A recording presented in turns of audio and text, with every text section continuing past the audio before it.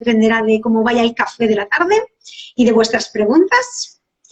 Así que, bueno, sin más, si queréis voy a pasar a presentar un poquito el currículum reducido, porque tiene muchísima carrera profesional Teresa Baró, así que voy a hacer como un resumen de lo resumido, si os parece bien. ¿Sí? Muy bien, seguimos. Bueno, uy, ahora no sé si se oye el ruido de fuera, pero bueno, esto es lo que tiene de hacer Fusiones Café en casa. Tenemos, en palabras de Teresa Baró, voy a empezar con esto, me he dedicado a la enseñanza desde que sentaba a mis muñecas en el sofá de casa para darles clase de lengua.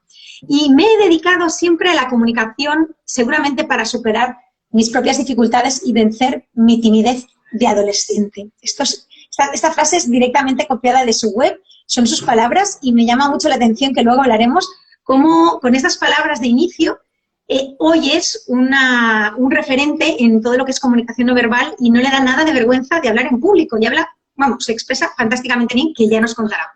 Continúo. Tenemos, por ello, sus conocimientos se basan en la búsqueda de las fuentes más reconocidas y actuales basadas en la experiencia personal como consultora y formadora. Teresa Baró nació en Caldas de Montbui, que es Barcelona, bueno, cerca de Barcelona. Por ello, su interés por la lengua y la literatura le llevó a estudiar Filología Catalana en la Universitat de Barcelona en el 85 y a descubrir de la mano del profesor Sebastià Serrano el mundo de la comunicación no verbal.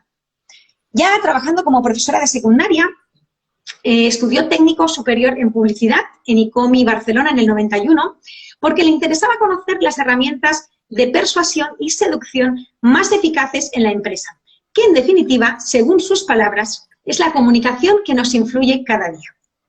Se dedicó a la consultoría y al protocolo, del cual posteriormente fue profesora. Ese mismo año, en 2001, fundó la consultoría eCompany, especializada en desarrollar las habilidades personales de directivos, profesionales de todos los sectores y políticos. Desde aquel momento sigue trabajando intensamente en el ámbito empresarial, privado y público para mejorar la comunicación a través de programas de entrenamiento a medida. Ella ha elaborado numerosos manuales de estilo, atención al cliente y comunicación escrita, manuales de comunicación interna y externa, talleres sobre marca personal, oratoria, lenguaje verbal y no verbal. Entre muchas ponencias, muchas actividades y muchas participaciones en congresos, ha publicado más de 5 libros especializados.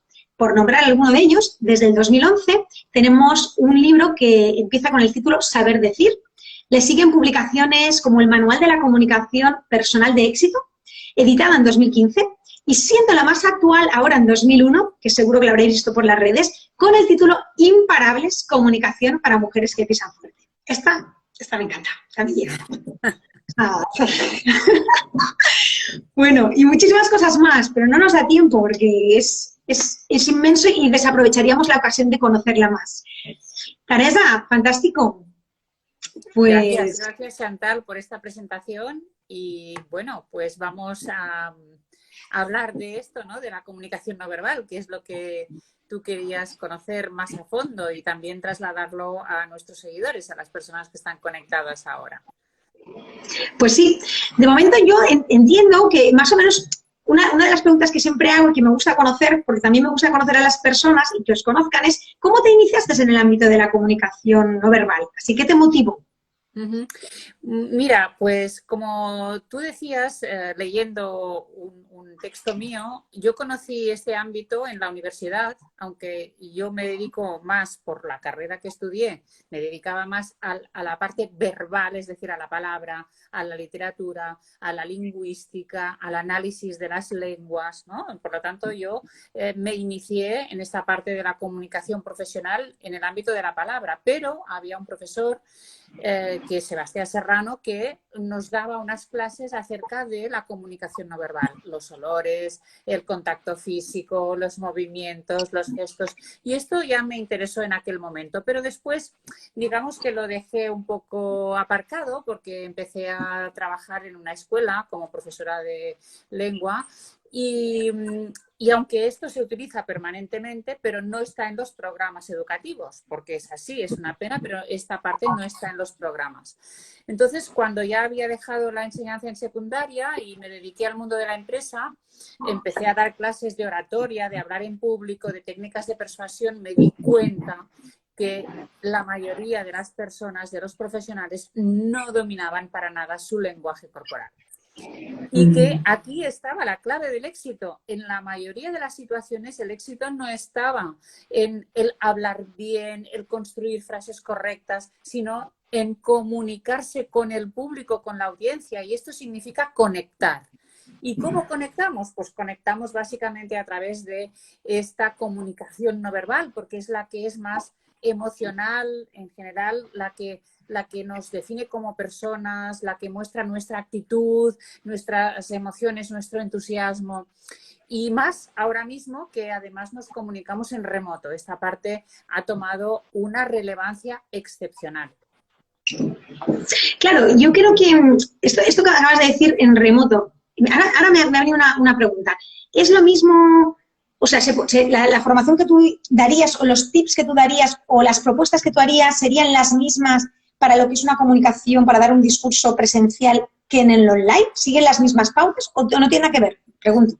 Bueno, hay cosas que son las mismas, que son básicas porque son pautas de comunicación prácticamente universales, que son la base de una buena comunicación, pero hay grandes diferencias entre el cara a cara y lo que llamamos comunicación mediada por la tecnología, esta comunicación en remoto. Una de ellas es el tiempo, por ejemplo. El tiempo de una conferencia presencial puede ser más largo, más amplio que el de una conferencia virtual. Aunque hay gente que hace lo mismo, que hace 1 hora y media para una presencial y 1 hora y media para la en remoto, pero no debería ser así, porque está clarísimo que nos cansamos más cuando estamos en esta comunicación mediada por la tecnología.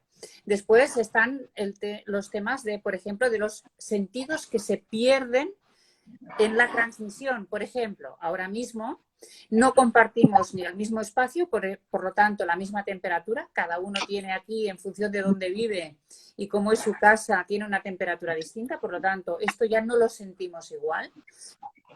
Tampoco sentimos el mismo olor, no notamos los mismos olores, por lo tanto es otro sentido que se pierde y que por lo tanto no compartimos.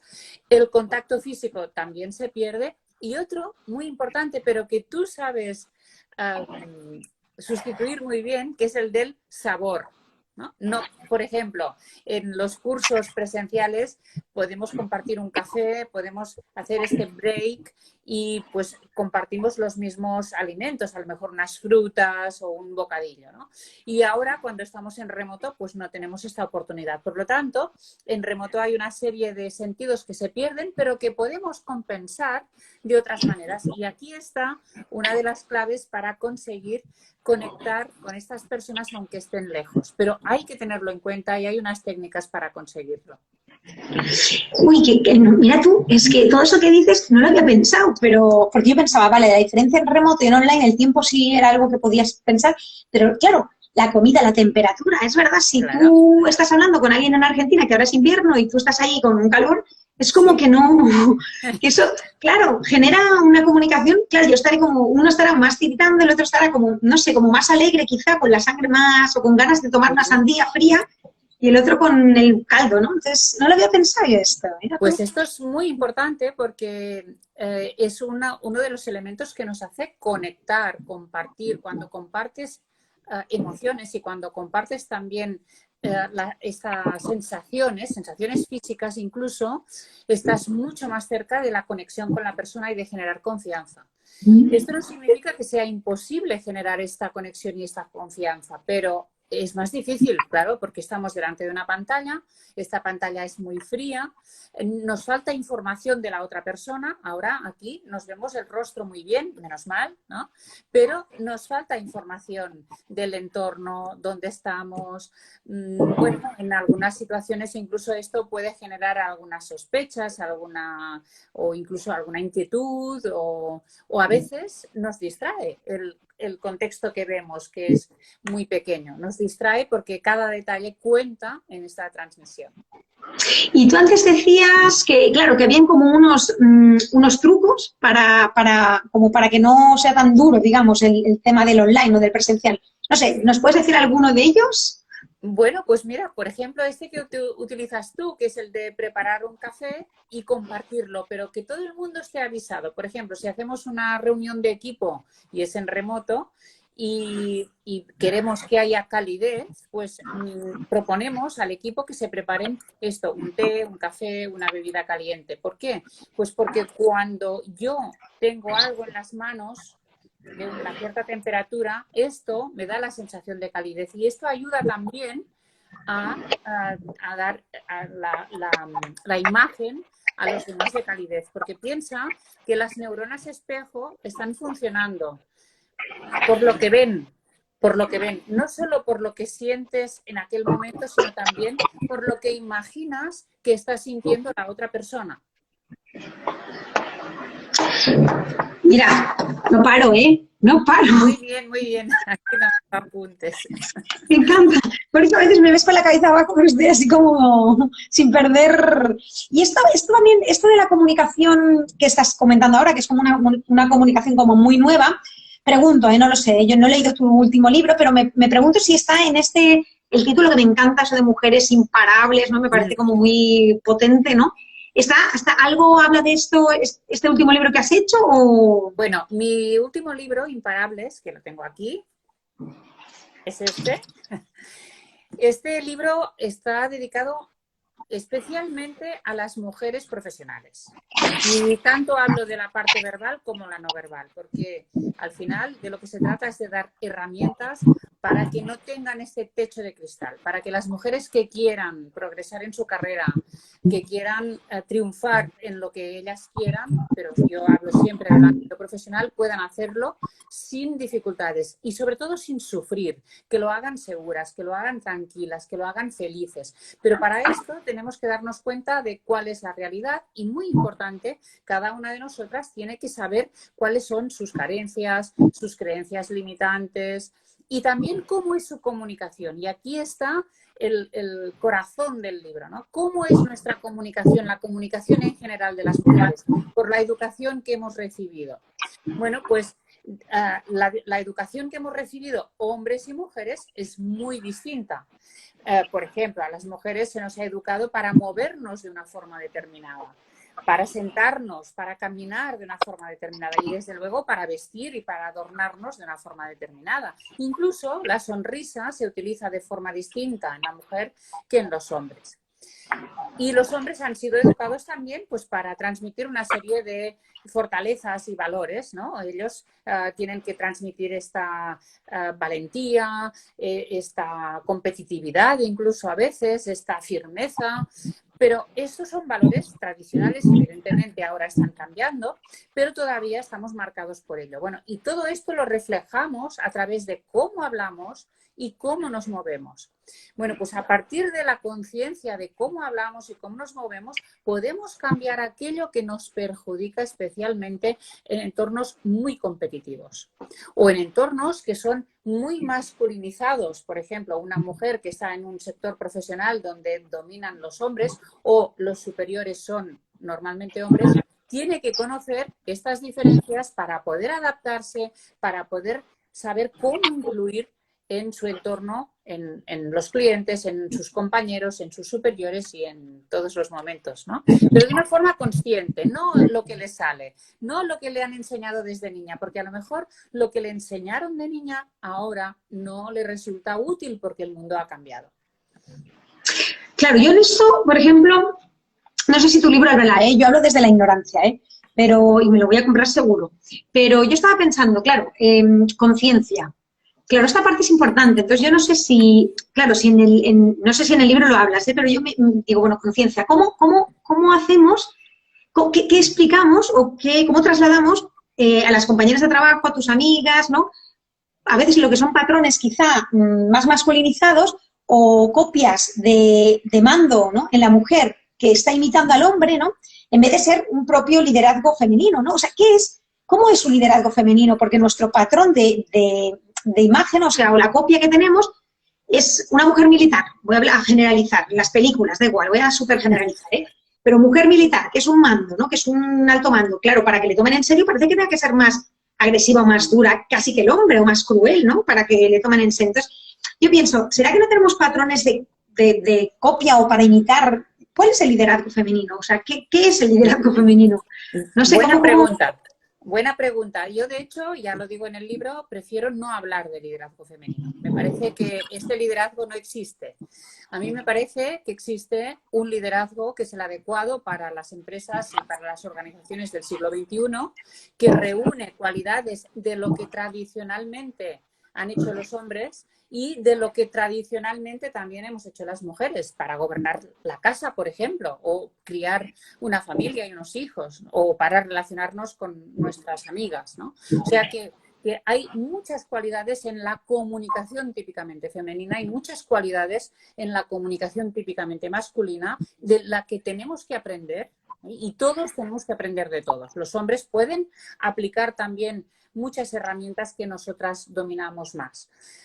Por lo tanto, me parece que lo que tenemos que hacer es hablar de un modelo de liderazgo inclusivo, incluso creativo, empático, democrático. Me parece que tenemos que hablar de estos tipos de liderazgo, pero no me parece útil hoy en día que hablemos de masculino o femenino, porque este tipo que tú describías como militar también está desfasado, aunque lo aplique un hombre. O sea, un hombre que hoy en día esté liderando, a no ser que esté en el ejército, pero si estamos hablando de empresas modernas o en la escuela, por ejemplo, o en la familia, si estamos hablando de liderazgo en organizaciones modernas, no podemos hablar tampoco, aunque lo ejerza un hombre, de el liderazgo típico de autoridad, de imposición, incluso de abuso de poder a veces, ¿no? El que no escucha, el que no es empático, el que es a base de imposiciones, ya esto ya no se lleva. O sea que, y tampoco me parece que hablar de liderazgo femenino nos resuelva nada, porque las mujeres, una de las cosas que tenemos a veces es que por rechazar el estilo de mando masculino, no somos capaces de dirigir correctamente, ¿no? Somos, a lo mejor a veces, no siempre, pero a veces somos demasiado blandas o adoptamos un papel maternal, cosa que no nos conviene para nada en el mundo de la empresa. Claro, yo es que cuando asistí a un curso tuyo, a un taller de unas mañanas que me fascinó, vi que las compañeras eran todas directivas, empresarias, bueno, eran mujeres top, líder total, ¿no? Y yo me preguntaba, estas grandes mujeres, que yo las veía increíbles, ¿no? ¿Qué hacen aquí también? O sea, ¿qué tienen que aprender? Si yo creo que ya lo saben, o sea, ya es innato, porque han llegado a liderar, a ser empresarias, ¿no? Entonces, yo ahí me digo, ¿será que las mujeres siempre tenemos esa baja autoestima más que los hombres? ¿O qué está pasando? ¿Por qué? ¿No? O sea, o no sé.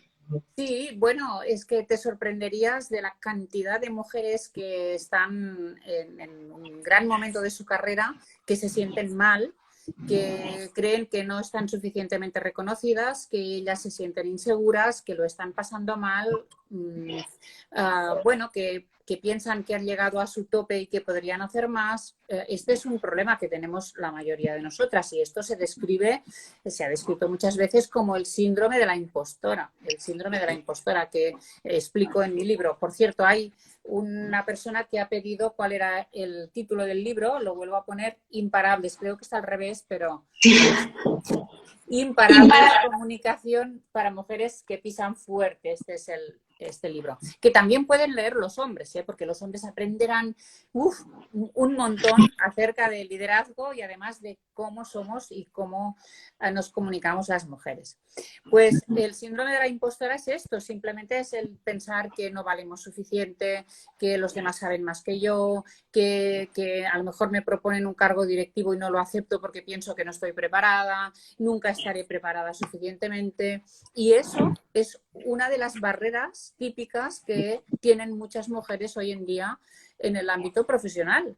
Y no es una barrera que venga de fuera, sino que a veces son ellas mismas las que se ponen estas barreras.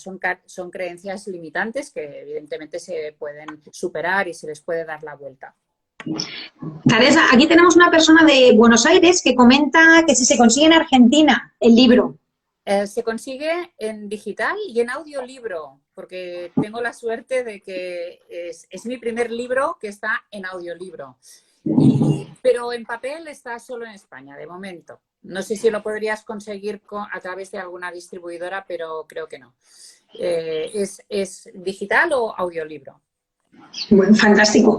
Acordaros que todas las personas que estéis aquí, cualquier pregunta, aprovechar, que tenemos a Teresa Baró, que esto es como un acontecimiento. Y ahora yo estaba pensando, claro, el síndrome de la impostora estabas hablando, y entonces este síndrome lo tenemos más las mujeres que los hombres. Sí, de hecho se llama en femenino síndrome de la impostora. Las investigadoras que lo definieron eran 2 mujeres que analizaron a más de 150 mujeres científicas brillantes y detectaron que todas seguían este mismo patrón. Entonces, a partir de aquí se ha seguido investigando, también se ha visto que hay hombres que también pueden tener este síndrome y por lo tanto estos hombres a veces también tienen los mismos problemas y las mismas limitaciones también en el trabajo que las mujeres que lo tienen. Pero se suele llamar en femenino por eso, porque la investigación inicial trató un grupo de mujeres científicas muy brillantes, pero que ellas no se reconocían como tal. Qué bueno. Tenemos aquí una pregunta de Laura desde Madrid. Ella es grafóloga y una mujer también muy potente, que la conozco un poquito. Ella pregunta cómo superar esas creencias limitantes, porque muchas vienen desde la infancia y no somos conscientes. Bueno, yo creo que ahora ya empezamos a tener las herramientas para que, si uno quiere, pueda empezar a autoanalizarse, ¿no?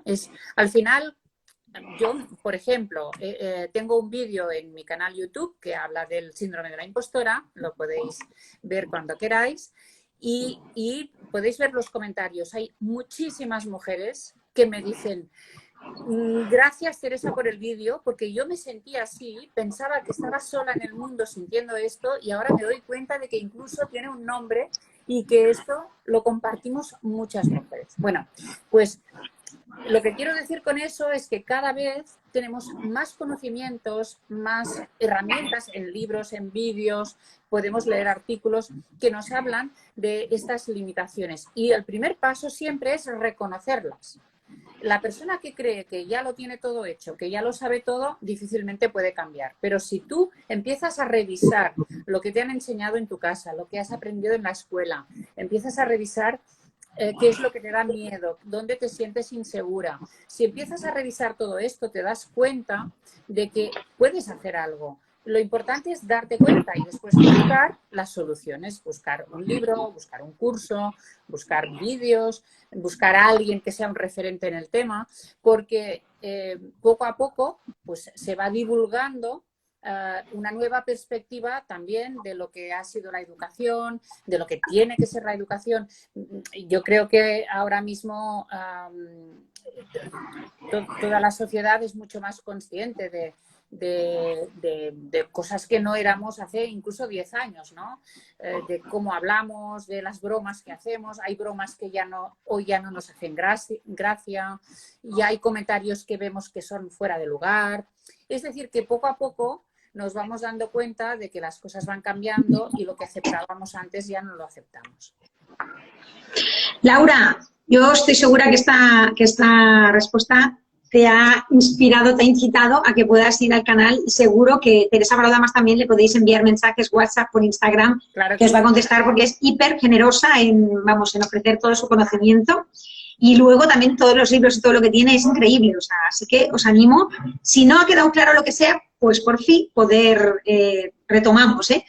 Tenemos aquí otra pregunta, bueno, más bien es una compartir pregunta, yo creo, vamos a ver si sacamos una pregunta de esto, creo que es desde Tenerife, y comenta el chico Seven, dice, siempre me ha gustado el lenguaje no verbal y la verdad no sé por dónde empezar, hablo de que quiero obtener conocimientos y luego aplicarlos para mi vida. Yo me imagino que aquí supongo que la referencia será un poco cómo aplicar ¿no? Este lenguaje no verbal. ¿Cómo lo usamos el día a día? ¿Qué es importante? Claro. ¿Qué es lo más destacado? Este es el gran reto, porque tú te puedes leer todos esos libros de lenguaje no verbal y no hacer nada y te quedas igual, tienes muchos conocimientos, pero no te ha servido de mucho en tu vida diaria. La idea aquí es que hay que conocer más, igual que en la escuela nos enseñan a analizar una frase, por ejemplo, para saber si es correcta o incorrecta, nos enseñan a escribir, a redactar un texto, pues podemos aprender también a utilizar el lenguaje no verbal, que de hecho mejor sería llamarlo comunicación no verbal. Vale. Si hablamos de comunicación no verbal, esto se puede utilizar de manera consciente, es decir, sabiendo lo que estás comunicando en cada momento, y además, muy importante, se puede incluso planificar. Planificar, es decir, vamos a poner un ejemplo de cómo se puede planificar. Yo tengo una entrevista de trabajo, pues yo puedo prepararme no solo lo que digo, sino también la puesta en escena, el cómo me voy a mover, cómo voy a saludar, cómo me voy a vestir, cómo va a ser mi tono de voz. Y eso lo podemos aplicar también en la vida privada. Si yo quiero seducir a alguien, puedo hacer todo esto de una forma pensada y voluntaria. Aquí el riesgo que tenemos es que cuando actuamos de esta manera tan planificada y consciente, nos quede algo poco natural. Pero hay una solución para esto, que es el practicar, practicar y practicar. Porque al final lo que tenemos que hacer es asimilar una serie de hábitos, una serie de competencias, de habilidades, pero que acaben siendo algo natural. El ejemplo típico es hablar en público. Yo ahora estoy entrenando a un chico de 17 años que quiere ser youtuber y tiene algunas dificultades por la timidez, por la edad, por muchos motivos, para ponerse delante de la cámara. Bueno, está aprendiendo los movimientos y lo está haciendo muy bien, pero todavía lo está haciendo de forma consciente, cosa que al final hace que parezca a veces un poco robot. Pero a base de horas de entrenar y de hacerlo muchas veces, conseguirá la naturalidad. ¿Por qué? Porque la naturalidad es fruto de la práctica, del repetir, repetir y repetir, ¿no? O sea que, bueno, yo misma he pasado por este proceso. Tú comentabas antes que yo me confieso extímida y ahora me confieso introvertida. Y hablar en público fue para mí todo un reto en una época de mi vida. Y al final, pues a base de hacerlo y hacerlo y hacerlo, ensayar en casa, verme en vídeo y verme todavía los vídeos que grabo para YouTube, por ejemplo, a veces los tengo que repetir varias veces, ¿no? O sea que al final todo requiere su dedicación y requiere su esfuerzo, ¿no? También esta parte de comunicación, que a veces pensamos que como ya nos comunicamos, ya sale de una forma auténtica. Pero también es cierto que hay una falsa creencia para mí, ¿no? Y es que la autenticidad siempre es buena y no siempre es buena la autenticidad. Ser auténtico solo es bueno si consigues tus objetivos en aquel momento, pero ser auténtico por ser auténtico a lo mejor te lleva al desastre. Claro, esto aquí, este punto que acabas de decir, es como, bueno, al menos aquí voy a personalizar, ¿no? Pero es un poco, ¿no? Dices, bueno, por un lado quieres ser auténtica y a lo mejor tu autenticidad tiene un punto de histrionismo en los gestos, que todo el mundo te lo dice, ¿no? Mis amigos, mi familia. Pero por otro lado, es que no sé, a lo mejor no sé expresar de otra forma o me encanta ese teatro, ¿no? Entonces es como, bueno, ¿qué es lo que realmente, o sea, quién tienes que ser o cómo tienes que expresar o qué es lo auténtico y qué es lo que no, lo que debo quitar de la autenticidad y lo que debo poner y quitar, ¿no? Es como, a veces es como muy complicado, es como la pregunta de quién soy, a dónde voy, ¿no? Es como... Mira, eso es como la ropa que te pones, ¿no? Si una persona es consciente del impacto que su aspecto tiene en los demás, decide la ropa que se pone y decide el color, decide el grado de formalidad, decide las formas y los volúmenes, no sé, el estilo. ¿Por qué? Porque sabe que esto tiene un impacto y que le va a beneficiar o le va a perjudicar. Pues en cuanto a la comunicación no verbal, los gestos, la forma de caminar, la forma de sentarte, es lo mismo, exactamente lo mismo. Entonces, hay personas que deciden, yo no me voy a limitar para nada porque yo soy muy expansiva y yo voy a gesticular como me dé la gana. Es una opción. sea, es una opción, pero cada uno elige la opción según sus objetivos o según su personalidad, sus creencias, su manera de ser. Y hay otras personas que preferirán adaptar un poco en cada situación, siempre manteniendo la personalidad, pero preferirán adaptarse al contexto, al interlocutor. Pensemos que en la comunicación no verbal depende muchísimo de la cultura. Mi último o penúltimo vídeo trataba de esto. Depende de la cultura. Yo no me puedo ir a Japón y comportarme igual que en Italia, porque es que probablemente tendré problemas. Allí no voy a ser aceptada con la gesticulación propia del Mediterráneo.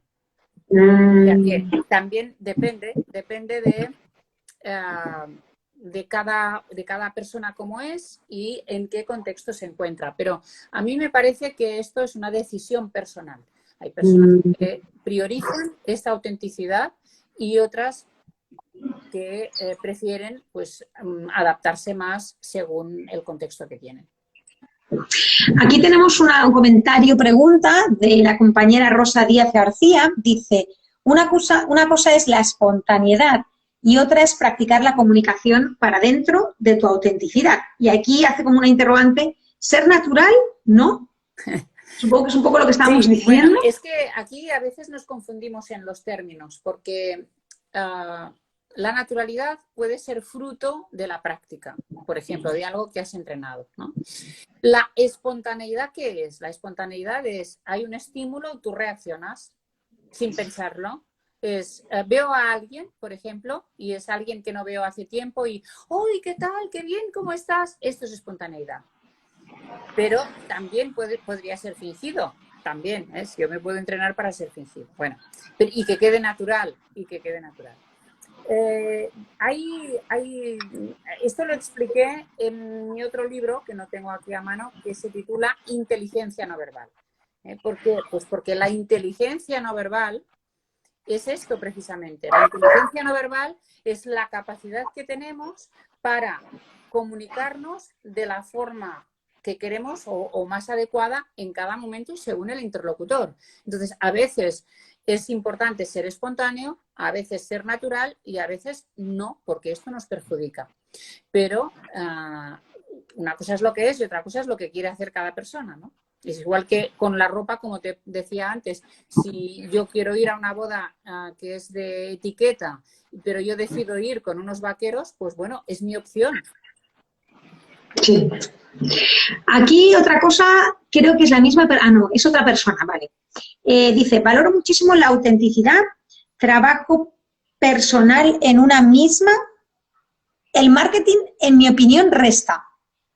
Es que el marketing, si es solo marketing, resta. Yo también estoy de acuerdo en esto. Y además hoy día lo vemos muchísimo en las redes, sobre todo en las redes, ¿no? Cuando en las redes, por ejemplo, pues solo ponemos buena cara, cuando simulamos cosas que no somos, pues todo esto al final es una fachada que algún día se cae. Yo también estoy de acuerdo en que si solo es marketing, no tiene fundamento. Otra cosa que para mí es importante es que hay personas que valen mucho y no saben venderse. Y les falta un poco de marketing. ¿Por qué? Pues porque el marketing te permitirá llegar a personas con tu mensaje que a lo mejor les va a ser muy útil. O sea que es una pena, esto lo decía un gran publicitario, ¿no? Ogilvy, David Ogilvy decía, en cuanto a la publicidad, decía, tú no puedes vender, y lo decía con esta palabra, tú no puedes vender mierda porque la gente no es tonta, pero es de tontos tener un buen producto y no saber venderlo. Ya que aquí hay que encontrar el equilibrio, ¿no? Me parece que hay que encontrar el equilibrio, no engañar, pero también saber hacer llegar lo que tú eres o lo que tú vendes o tus ideas o lo que sea, ¿no? Claro, yo creo que entonces en este caso, por ejemplo, las formaciones, al menos la que yo vi y las que supongo que das, si alguien tiene este problema, ¿no? De decir, tengo un producto súper bueno, pero no me sé vender, yo creo que a lo mejor una formación como las que vas haciendo podría serle útil, o sea, podría sacar provecho, ¿no? De su producto y de sí mismo, ¿no? Pregunto, ¿no? Digo yo que sería útil, Sí, ¿no? sí, sí, sí, lo hacemos en todos los cursos, sea de comunicación no verbal, sea de liderazgo, pero especialmente el curso que tenemos para, y que imparto yo directamente, para mujeres profesionales y directivas, precisamente trabajamos mucho esto, porque una de las carencias en general de las mujeres es esta: no nos han educado para ser visibles, para vendernos bien en el mundo profesional, ¿no? Entonces, por ejemplo, la gestión de la visibilidad, el cómo salimos en los medios de comunicación, por ejemplo, si hace falta, o en las redes, pero también internamente, dentro de la empresa. Hay mujeres que no abren la boca en una reunión, a no ser que les pregunten, o que no se postulan para un proyecto, para hablar en público, para un puesto directivo, que se sienten incómodas cuando el foco les está destacando, ¿no? Bueno, pues en estos cursos sí enseñamos a hacer esto. También hay un vídeo de YouTube que dice cómo tener presencia y visibilidad sin estridencias. Este es un vídeo, uno Eso de lo voy mis a ver yo. vídeos más vistos, cómo tener presencia y visibilidad. Enseñamos esto porque es fundamental. Y además, sin que nos sintamos incómodas. O sea, hay formas de hacerlo sin engañar, sin hacer este marketing tan grosero y sintiéndonos cómodas en lo que estamos proyectando. Qué bien. Bueno, no pararía. Aquí tenemos otra pregunta desde Laura de Madrid. Me encanta su curiosidad. Laura es grafóloga, madre de familia, muy inquieta y fantástica, y comenta: ¿el no saber venderse tiene que ver con el grado de inseguridad que tiene la persona? Sí, sí, sí. Y no solo esto, ¿eh? Por ejemplo, lo que decíamos antes del síndrome de la impostora puede ser un motivo, pero también las pautas culturales que hemos recibido. Ahora estamos horrorizadas por lo que está pasando con las mujeres en Afganistán, pero pensemos que nosotras, sin llegar al extremo de llevar burka o de no poder salir de casa, nuestras madres, sobre todo nuestras abuelas, habían vivido situaciones similares. Las mujeres no podían ir solas a determinados sitios. Las españolas no podían salir de España sin su marido, no tenían pasaporte. En según qué sitios públicos, al café o al casino del pueblo, no entraban las mujeres, solo iban los hombres. Es decir, que hay una cultura detrás que a veces no nos damos cuenta porque la estamos arrastrando de forma inconsciente, que nos dice que la mujer que se hace ver es una mala mujer. Y que no es una mujer respetable, no es una mujer decente, o que es muy ambiciosa, por ejemplo, en el ámbito del trabajo, como si la ambición fuera mala. Y la ambición, bien llevada, es buena, o es buena igual que la tienen los hombres, ¿no?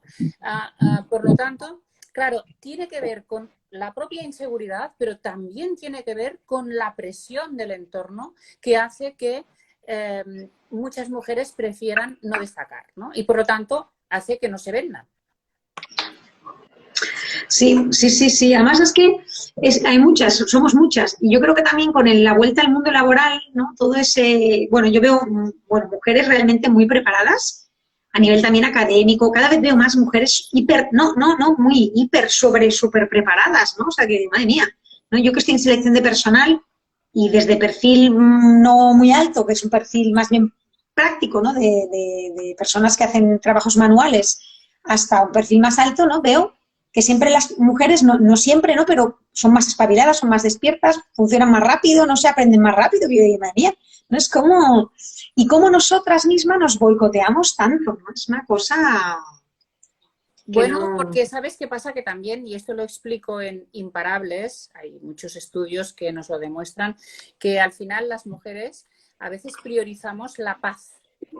La paz en la familia, en casa, a veces incluso con la pareja y con los compañeros o con los superiores. Es decir, al final desistimos, preferimos no destacar, no luchar para tener una vida un poco más tranquila. Yo tengo muchas mujeres, alumnas, clientas, que me han confesado que a veces han tirado la toalla. Dice, estoy cansada de luchar, porque significa pelearme en el trabajo, pelearme en casa, y hay parejas, afortunadamente, hoy en día que apoyan completamente la carrera profesional de las mujeres, pero hay otras que todavía no, que se sienten todavía pues con esta rivalidad, que parece que la mujer pues puede trabajar, ¿no? Hemos llegado a un punto en que se acepta que la mujer trabaje, pero que trabaje en algo que no moleste, que no impida el cuidado de los hijos o que no obligue al hombre a compartir esta responsabilidad, ¿no?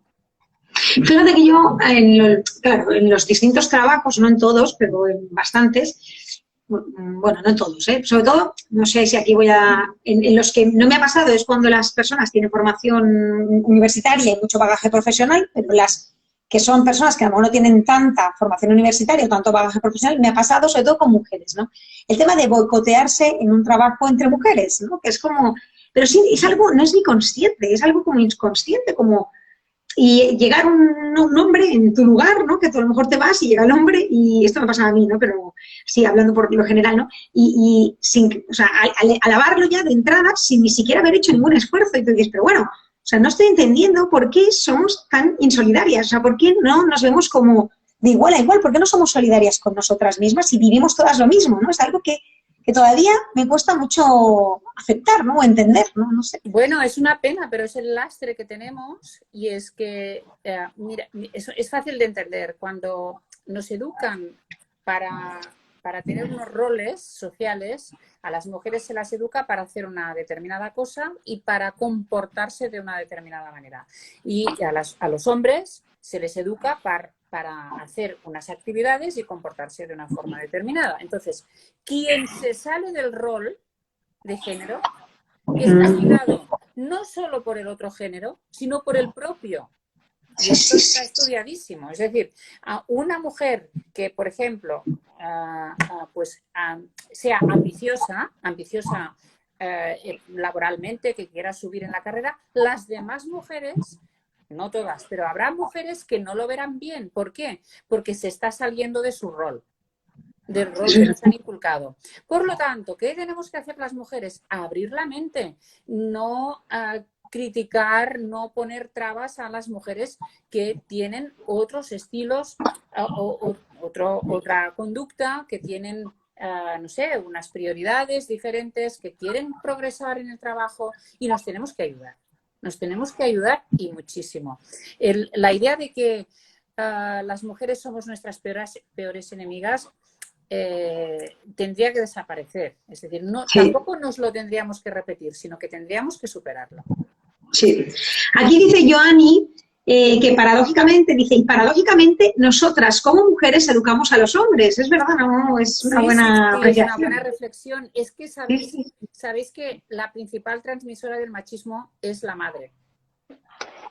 Es así, es una pena, pero es así. Está cambiando, desde luego que está cambiando, porque las mujeres cada vez nos damos más cuenta de estas cosas, pero tradicionalmente, si ha sido posible mantener este machismo y esta diferencia, ha sido porque las madres han educado así a los hijos e hijas. Es decir, yo recuerdo a mi madre, por ejemplo, que a mí me encargaba tareas del hogar y a mi hermano no.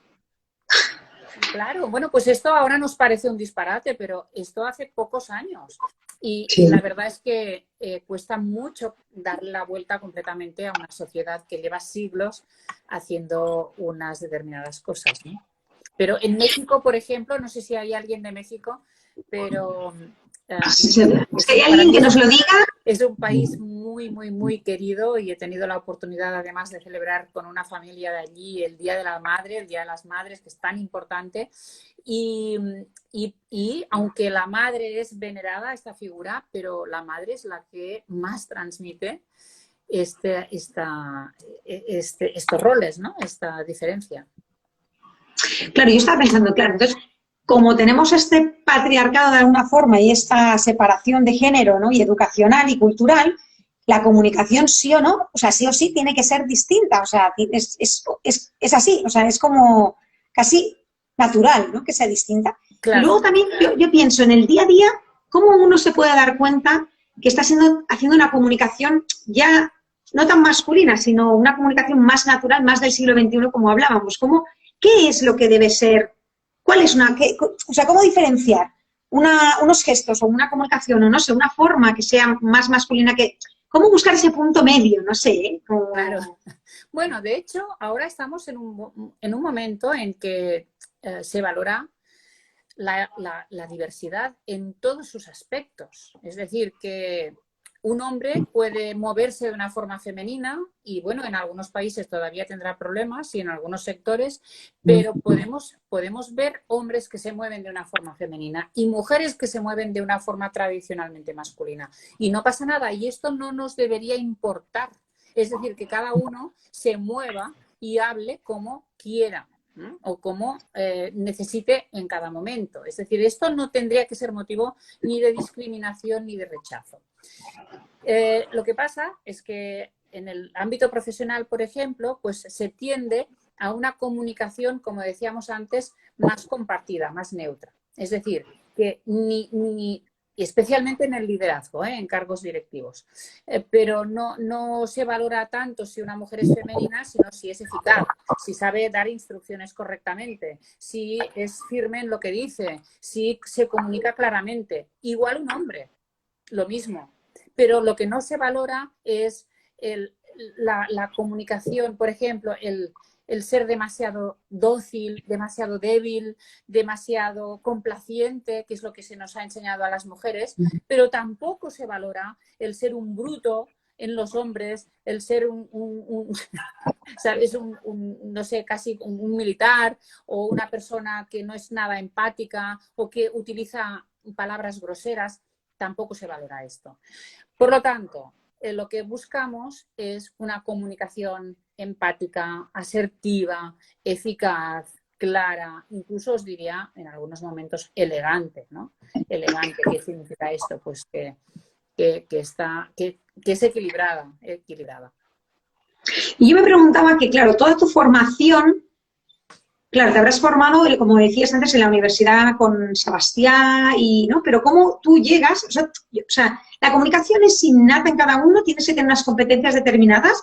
¿O solo con la práctica y el entrenamiento puedes tener una comunicación también, como tú decías, un poquito, no distinguida, pero con un poquito de, no sé, de caché, de forma? Yeah. No, esto depende mucho de tu entorno, de dónde has nacido. Hay una parte que podría ser innata por la personalidad y que evidentemente, por ejemplo, en comunicación no verbal sabemos que hay unas expresiones que son universales, que ya tienen los niños cuando nacen, ¿no?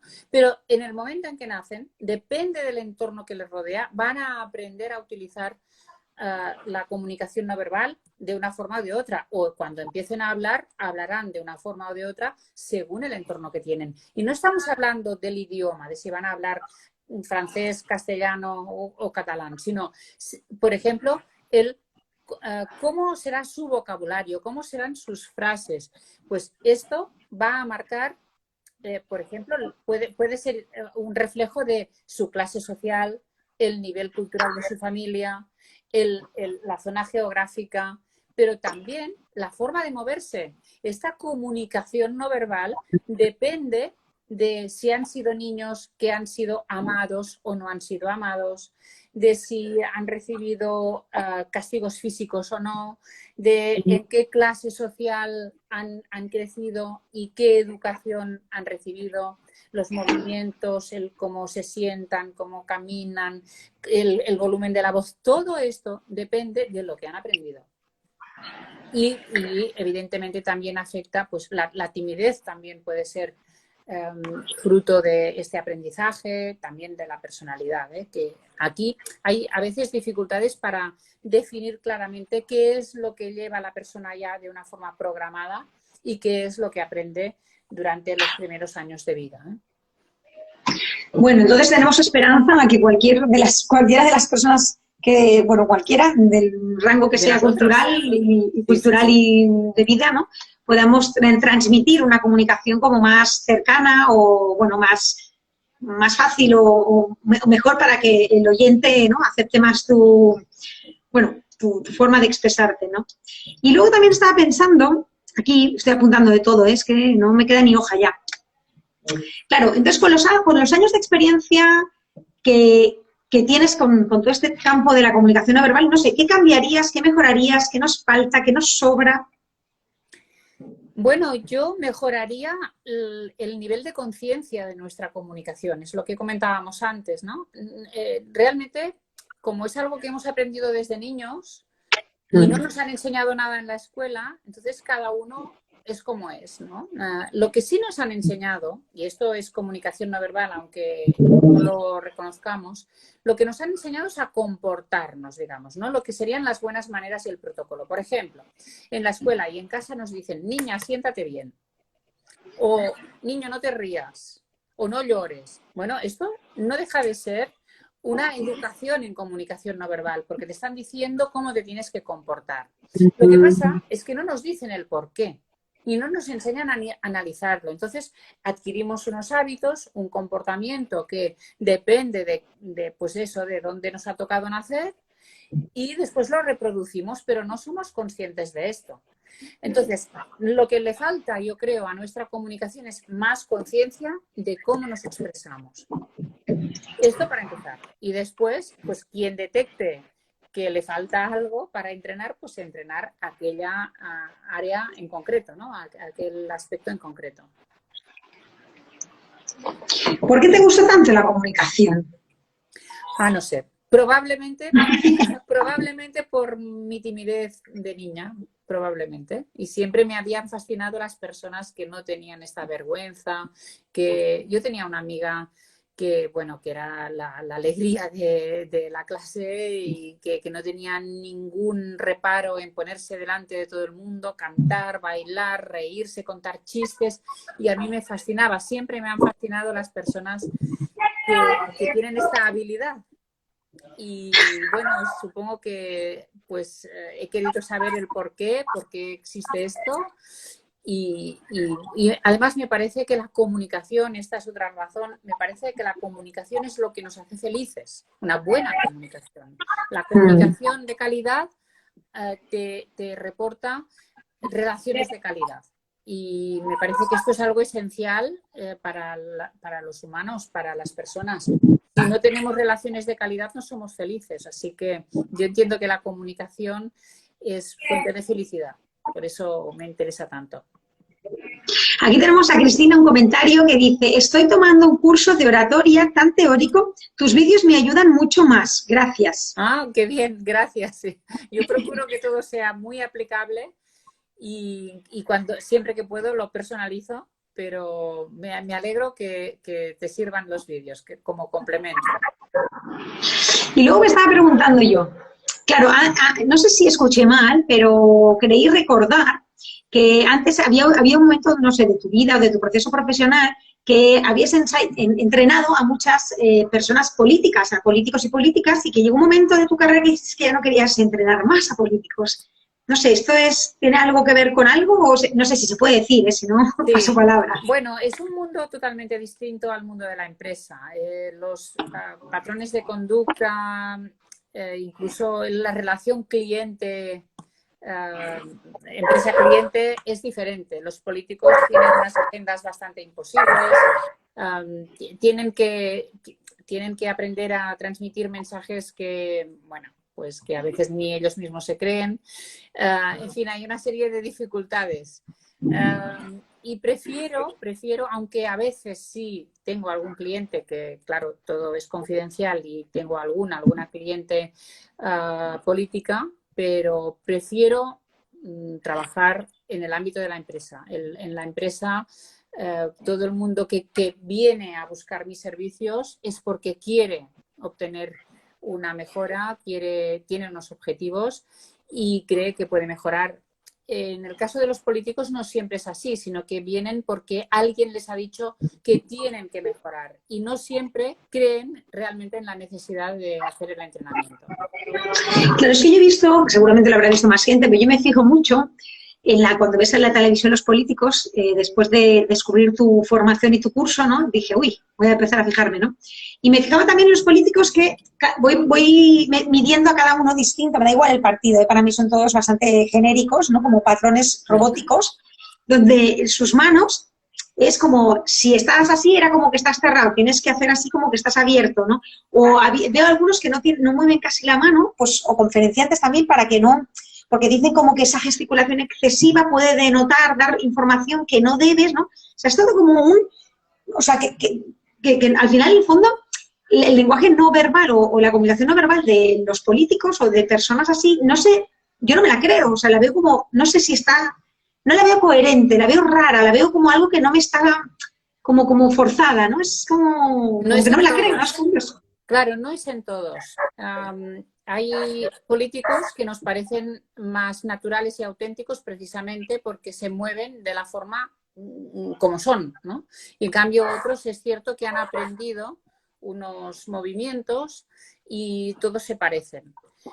Pero de todas formas hay que encontrar el equilibrio, porque claro, también hay que tener en cuenta que hay un nivel de formalidad en los actos públicos y que por lo tanto se tiene que seguir unos patrones, o que por ejemplo para hablar ante las cámaras también hay unas técnicas y es recomendable actuar así, ¿no? Pues por ejemplo, si tú tienes el marco de la pantalla no puedes empezar a hacer así porque ganan las manos por ahí, ¿no? O sea que hay una serie de técnicas que sí se les enseña y que son comunes, pero aquí el reto está en no perder su esencia, no perder su propio estilo, que es lo que muchas veces les distingue de los demás y la gente los valora. Sí, eso es lo que he visto. Yo todavía he visto pocos que tengo alguno en mente o dos para no hablar de política, pero aquí tenemos un comentario desde Ordóñez, dice, siempre excelentes vídeos. Saludos desde Bellwood, Pensilvania. Desde Pensilvania. Mira, estoy muy contenta porque tengo muchos seguidores en Estados Unidos, seguidores de habla hispana y que me siguen desde allí y bueno, me gusta mucho saber que me están siguiendo. Sí, sí. Qué bien. Bien, pues ya tenemos esto. Hemos hablado de la comunicación así, no bueno, la comunicación le vamos a llamar comunicación no verbal del siglo XXI, que es muy interesante. Sobre todo también del liderazgo, no llamemos liderazgo femenino ni masculino, llamémoslo liderazgo del siglo XXI, que también me ha gustado mucho esta aportación, ¿no? También hablamos de esos patrones que se necesitan a lo mejor al hablar en público, tanto políticos como en gente pues, bueno, que tiene que comunicar.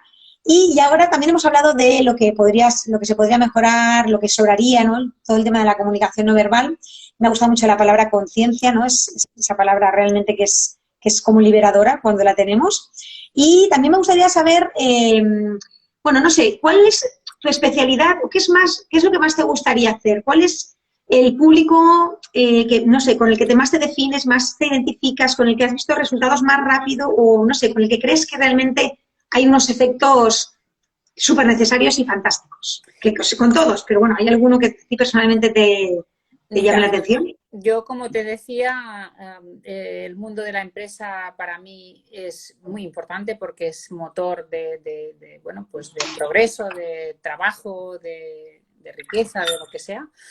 Y en el nivel que sea, porque doy desde clases de atención al cliente a altos directivos y creo que en todos los estamentos y en todos los ámbitos de la empresa es muy importante.